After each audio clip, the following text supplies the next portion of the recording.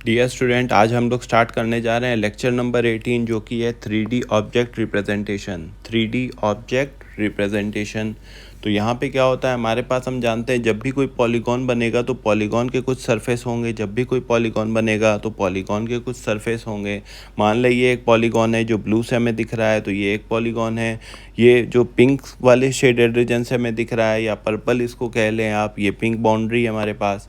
तो ये क्या हो जाएगा, हमारा नेक्स्ट पॉलीगॉन हो जाएगा। हर एक पॉलीगॉन का एक अपना सरफेस होगा, हर एक पॉलीगॉन का एक अपना सरफेस होगा। तो सपोज करते हैं जो पहला वाला सरफेस है हमारे पास, उसको हमने नाम दिया है क्या, S1। और जो नेक्स्ट है हमारे पास उसको हमने क्या नाम दिया है, S2। ठीक है। तो अब देखते हैं हम जब भी किसी 3D ऑब्जेक्ट को रिप्रेजेंट करेंगे तो हमें क्या चाहिए होगी, तीन चीज़ें चाहिए होंगी। एक वर्टेक्स टेबल चाहिए होगा, एक एज टेबल चाहिए होगा, एक सरफेस टेबल चाहिए होगा। जो वर्टेक्स टेबल होगा वो स्टोर करेगा coordinate values for each vertex. ठीक है। जो एज टेबल होगा वो स्टोर करेगा age related information of each polygon. और जो सरफेस टेबल होगा वो हमारा क्या स्टोर करेगा, number of surfaces in each polygon. तो हम देखें जैसे हमारे पास यहाँ पे दो पॉलीगॉन्स हमें दिख रहे हैं। कॉमन बाउंड्री हमारे पास जो है वो एज E3 से हमें मिल रही है। कुछ वर्टेक्स हैं जो हम देख रहे हैं ऑरेंज से। ठीक है। तो हमने वर्टेक्स टेबल में मान लिए यहाँ पे पुट किया तो क्या क्या इन्फॉर्मेशन आएंगी, V1 V2 V3 V4 V5। ठीक। V1 के साथ कैसे आएगा, X Y Z1। तीन क्यों आ रहे हैं, क्योंकि ये 3D ऑब्जेक्ट है। तो X Y Z1। ऐसे ही V2 के लिए क्या हो जाएगा, X Y Z2। ठीक है। बाकी चीज़ें मैंने यहाँ पे नहीं लिखी है, इसको आप कंप्लीट कर लीजिएगा। नेक्स्ट अगर हम देखें एच टेबल में तो E अगर हम लिखें, मान लीजिए E1 देख रहे हैं, E1। तो E1 किसका पेयर है, V1 और V2 का। तो E1 V1 V2। E2 किसका पेयर होगा, E2 पेयर होगा V2 और V3 का। तो यहाँ पे V2 V3 हो जाएगा। ऐसे ही हम लास्ट तक जाएंगे। नेक्स्ट अगर हम सरफेस देखें, सरफेस S1, तो E1 E2 E3, ये एक सरफेस बन रहा हमारा, E1 E2 E3। तो S1 E1 E2 E3। और S2 क्या हो जाएगा हमारा, E3 E4 E5 E6, E3 E4 E5 E6। तो हमने इसको अपने सरफेस टेबल में स्टोर कर लिया है।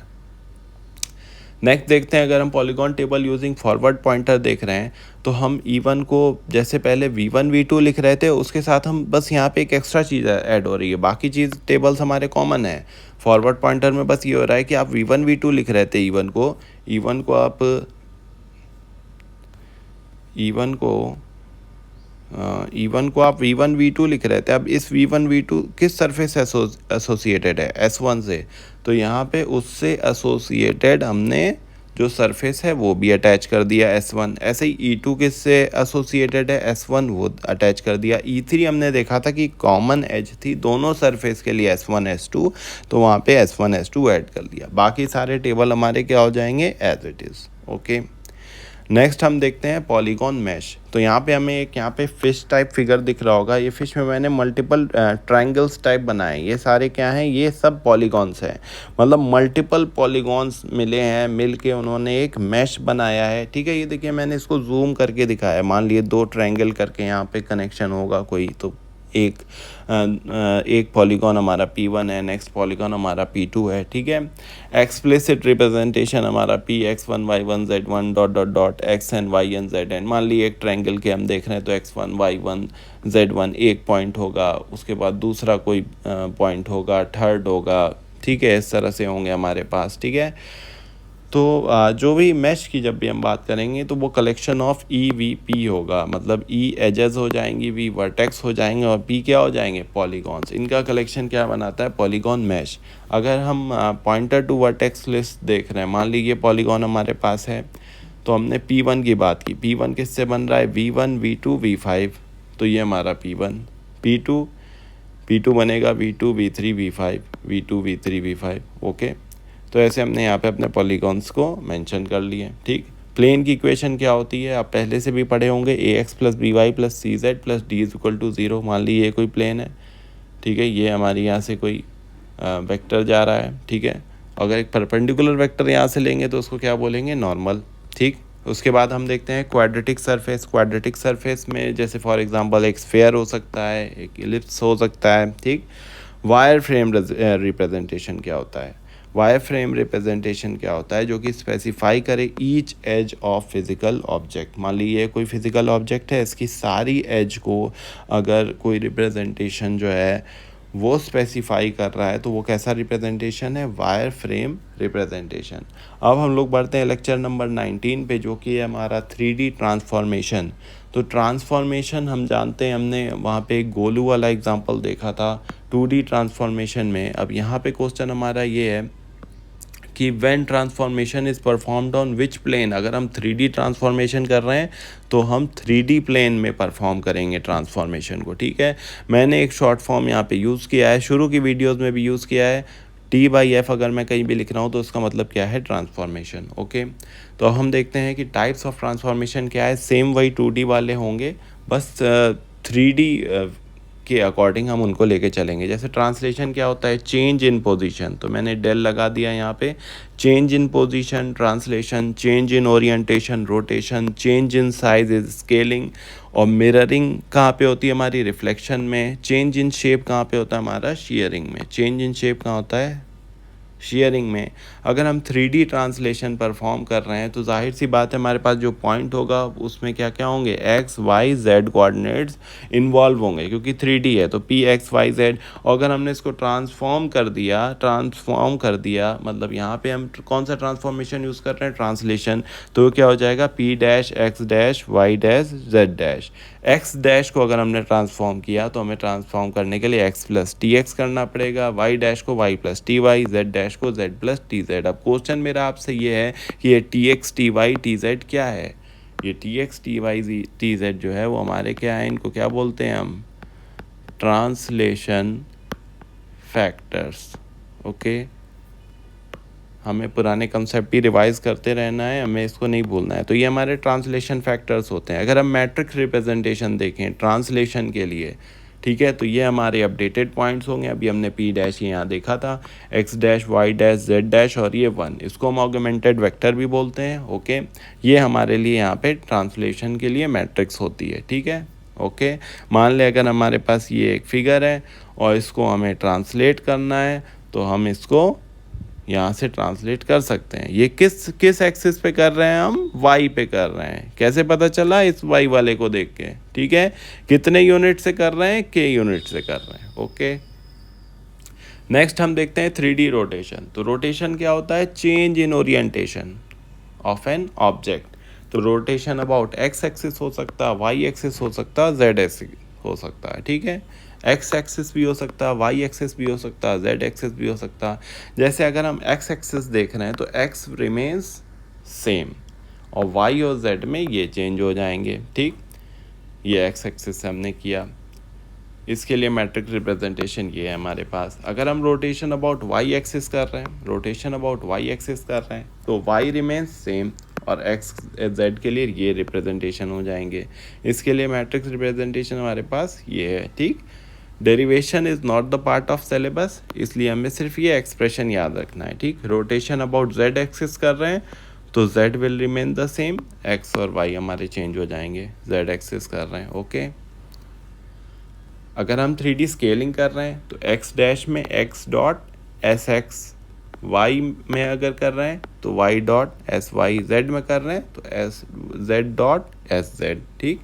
अगर स्केलिंग इन एक्स डायरेक्शन कर रहे हैं बाय फैक्टर ऑफ ए तो ये रिप्रेजेंटेशन है, by factor of E in y direction तो ये रिप्रेजेंटेशन है, in z by factor of J तो ये रिप्रेजेंटेशन है, ये जे है हमारा, ठीक है, ये 1 है सारे, ठीक।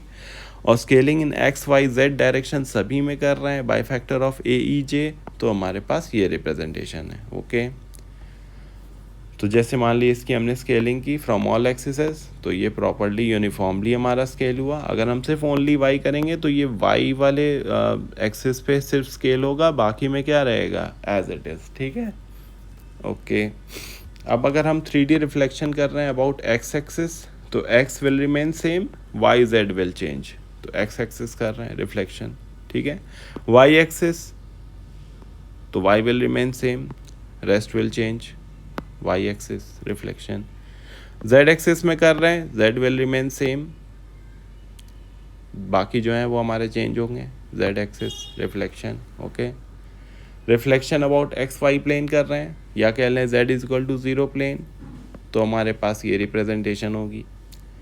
Reflection about y z plane अगर हम कर रहे हैं तो हमारे पास ये रिप्रेजेंटेशन होगी। Reflection about z x plane कर रहे हैं तो हमारे पास ये रिप्रेजेंटेशन होगी। ठीक है। शेयरिंग की अगर हम बात करें, शेयरिंग का मतलब होता है process of slanting an object in 3D space. किस डायरेक्शन में? Either in x, either in y, either in z. अगर हम एक्स में कर रहे हैं तो एक्स अनचेंज रहेगा, वाई और जेड चेंज होगा, ये रिप्रेजेंटेशन होगी। अगर हम वाई में कर रहे हैं, वाई अनचेंज होगा, एक्स जेड चेंज होगा, ये रिप्रेजेंटेशन होगी। अगर हम जेड में कर रहे हैं तो Z will remain the same, x और वाई चेंज होगा, ये रिप्रेजेंटेशन होगी। ठीक। अब हम बढ़ते हैं अपने लेक्चर नंबर 20 पे, जिसका नाम है 3D व्यूइंग। तो 3D व्यूइंग में क्या होता है कि ये एक ऐसी व्यू है जो कि एनालॉगस है to the process involve in taking a photograph. मतलब ये ऐसे सिमिलर आप कह सकते हो 3D व्यूइंग को कि जस्ट लाइक कि आप एक फ़ोटोग्राफ से एक इमेज ले रहे हैं किसी फिज़िकल ऑब्जेक्ट की। मान लीजिए एक होम है और हमने इसको रिप्रेजेंट किया है 3D एक्सिस पे, एक्स वाई जेड पे। ठीक है। और ये हमारा कैमरा है, तो ये कैमरे का ओरिएंटेशन का डायरेक्शन दिख रहा होगा। ठीक है। विंडो ऑफ द कैमरा हमें दिख रहा होगा। ये जो अगर ओल्ड कैमराज में हम देखें, यहाँ पे एक शटर हुआ करता था और ये पोजीशन हमारी। ठीक है।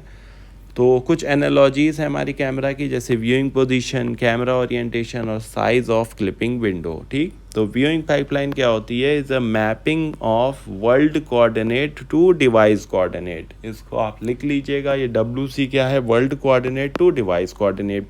अब हम स्टार्ट कर रहे हैं मॉडलिंग कोऑर्डिनेट से। मॉडलिंग कोऑर्डिनेट आप ऐसे समझ लो कि जो भी बनाने जा रहे हैं पहले उसको हम ब्लूप्रिंट लिए होंगे, किसी पेपर पे वो बना होगा। मॉडलिंग कोऑर्डिनेट के लिए कौन सी ट्रांसफॉर्मेशन हो रही? Modelling transformation. उससे हम पहुंच रहे हैं अपने वर्ल्ड कोऑर्डिनेट पे। वर्ल्ड कोऑर्डिनेट में कौन सी फिर हम कर रहे हैं ट्रांसफॉर्मेशन? Viewing transformation. फिर वो क्या हो जा रहा है? View coordinate. फिर व्यू कोऑर्डिनेट पे प्रोजेक्शन ट्रांसफॉर्मेशन कर रहे हैं, तो वो क्या हो जा रहा है? Projection coordinate. फिर नॉर्मलाइजेशन हो रही, उसके बाद नॉर्मलाइज कोऑर्डिनेट। फिर व्यू पोर्ट पे हमारा ट्रांसफॉर्मेशन जब हम कर रहे हैं तो क्या आ रहे हैं? Device coordinate. तो हम वर्ल्ड कोऑर्डिनेट को डिवाइस कोऑर्डिनेट में जब भी मैप कर रहे हैं या कह लें कन्वर्ट कर लें, तो वो हमारा कौन सी पाइपलाइन कहलाती है? Viewing pipeline. ओके। अब हम देखते हैं कि व्यूइंग कोऑर्डिनेट्स क्या हैं। ठीक है।